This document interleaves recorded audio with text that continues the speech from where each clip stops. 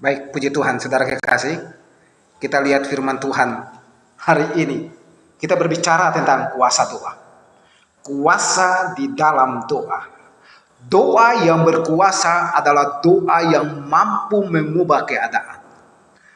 Doa yang berkuasa adalah doa yang mampu mengubah suatu keadaan yang buruk menjadi keadaan yang baik. Kita lihat satu peristiwa yang terjadi di dalam penjara di Filipi, di mana Rasul Paulus dan Silas pada saat menaikkan puji-pujian bagi Tuhan. Mereka pada saat menaikkan puji-pujian bagi Tuhan. Dan akhirnya apa yang terjadi? Ketika puji-pujian ini dinaikkan,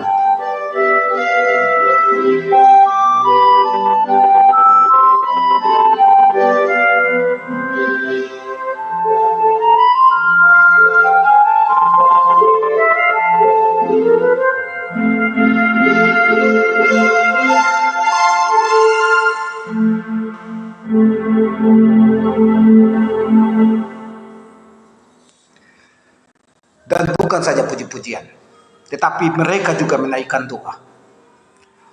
Doa mereka naikkan dengan sungguh-sungguh. Maka terjadi gempa bumi yang sangat dahsyat, yang menggoncang dengan sangat dahsyat sendi-sendi penjara itu.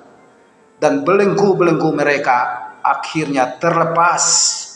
Mereka dibebaskan. Saudara kekasih, peristiwa itu mengakibatkan kepala penjara Filipi bersama dengan keluarganya bertobat menerima Yesus sebagai Tuhan dan Juru Selamat. Doa orang Kristen bukan saja mengubahkan keadaan yang buruk menjadi keadaan yang baik, tetapi doa orang Kristen dapat membuat suatu peristiwa yang besar terjadi, yaitu mujizat. Sehingga orang yang melihat mujizat itu pun bertobat dan menerima Tuhan Yesus sebagai Tuhan dan Juru Selamat mereka.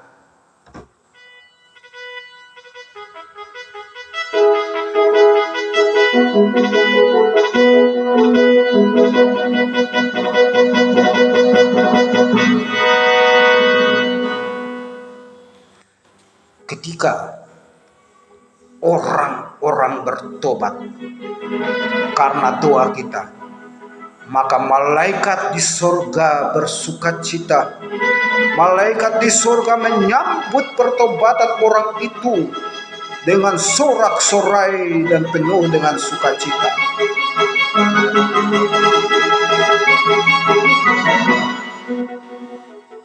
Saudara kekasih, satu peristiwa lagi yang terjadi. Di dalam kitab Yakobus pasal 5 ayat 17 sampai ayat 18. Rasul Yakobus mengutip peristiwa yang terjadi di dalam kitab Raja-Raja, di mana Elia berdoa dengan sungguh-sungguh dan akhirnya hujan tidak turun selama 3 tahun 6 bulan. Lalu berdoa dan akhirnya hujan turun kembali.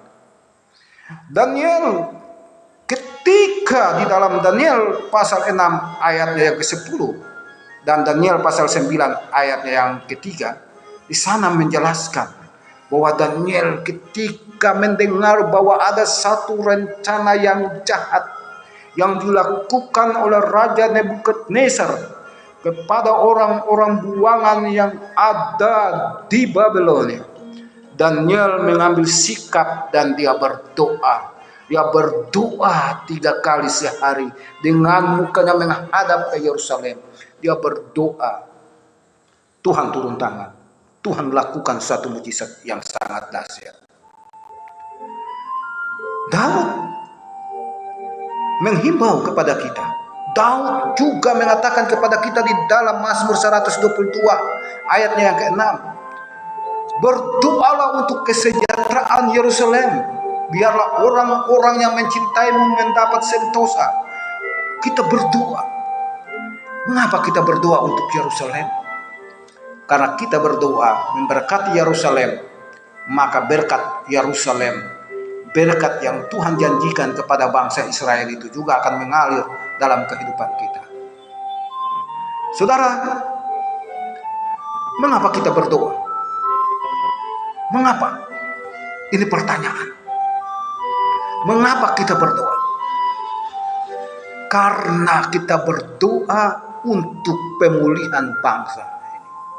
Di dalam 2 Tawarikh pasal 7 ayat 14.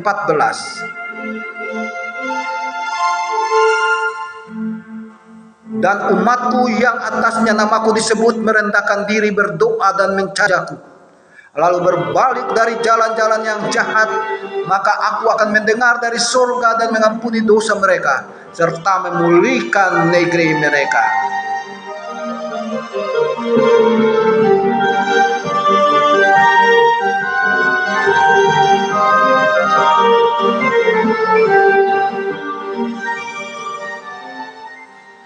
Pemulihan terjadi bagi negeri ini. Pemulihan terjadi bagi Indonesia. Pemulihan terjadi bagi kota di mana kita berada ketika saya selaku anak Tuhan. Ketika saudara orang Kristen sebagai anak-anak Tuhan mengambil sikap berdoa untuk kesejahteraan kota ini, untuk kesejahteraan bangsa ini. Kita berdoa untuk pemimpin kita, supaya pemimpin kita memiliki pemikiran yang benar.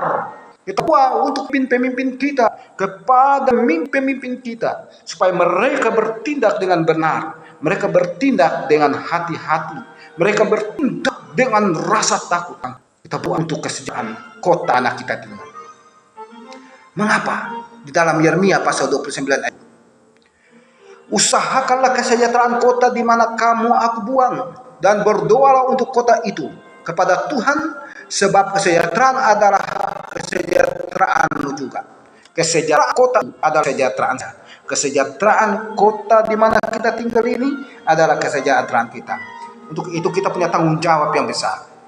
Saudara-saudara yang ada di pemerintahan yang adalah anak-anak Tuhan, saudara-saudara yang ada di menteri-menteri yang adalah anak-anak Tuhan, saudara juga punya tanggung jawab untuk berdoa bagi bangsa dan negara ini. Saudara bukan secara kebetulan ditempatkan sebagai menteri, tetapi saudara memang benar-benar ada rencana Tuhan untuk saudara berdoa bagi bangsa dan negara juga. Saudara-saudara yang adalah anggota DPR, saudara juga punya tanggung jawab. Saudara yang adalah anggota DPR yang beragama Kristen, anak-anak Tuhan, saudara punya tanggung jawab untuk berdoa bagi bangsa ini. Kita semua, di mana kita berada, di mana posisi kita, apapun latar belakang kita, kita akan berdoa. Dan Tuhan akan mengubahkan negeri ini. Mengapa? Mengapa kita berdoa untuk kesejahteraan Yerusalem, kata Raja Daud di dalam Mazmur 122 ayat 6? Karena Tuhan berkata bahwa siapa yang mengutuk engkau, dia akan kukutuk. Negeri ini menjadi kacau balau. Negeri kita memiliki yang luar biasa. Tetapi negeri ini sepertinya tidak memiliki apa-apa.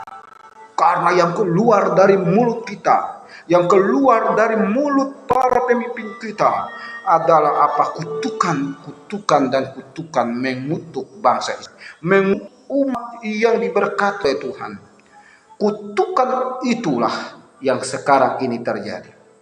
Tapi ketika kita umat Kristen, ketika kita anak-anak Tuhan, kita berdoa, kita berkata bahwa Tuhan, kami mematahkan segala ucapan kutuk yang diucapkan oleh pemimpin kami di negeri.